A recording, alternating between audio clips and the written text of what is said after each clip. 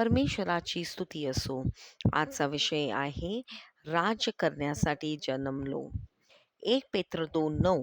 पण तुम्ही निवडलेली पिढी, राजकीय याजक वर्ग, पवित्र राष्ट्र, त्याची स्वतःची खास प्रजा आहात, ज्यामुळे तुम्ही त्याच्या स्तुती जाहीर कराल, ज्याने तुम्हाला अंधारातून आपल्या अद्भुत प्रकाशात बोलवले.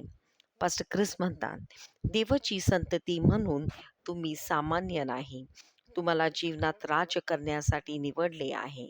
त्याचा अर्थ तुम्ही ख्रिस्त येशूमध्ये राजा आणि याजक आहात. राजा भीक मागत नाही किंवा भीतीने राहत नाही. तो अधिकाराने राज्य करतो.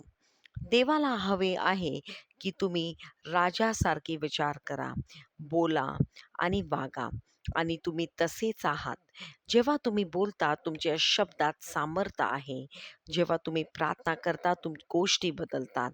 तुम्ही विजयी चालण्यासाठी निर्माण झाले आहात, पराभवात नव्हे. म्हणून दररोज निर्धाराने आणि धैर्याने चाला, कारण तुम्ही ख्रिस्तासह जीवनात राज्य करण्यासाठी जन्मला आहात. चला प्रार्थना करू. मी ख्रिस्त येशूमध्ये राजा आणि याजक आहे. मी जीवनात राज्य करते आणि जिथे जिथे जाते तिथे देवाची महिमा प्रकट करते. प्रभूची स्तुती असो. धन्यवाद.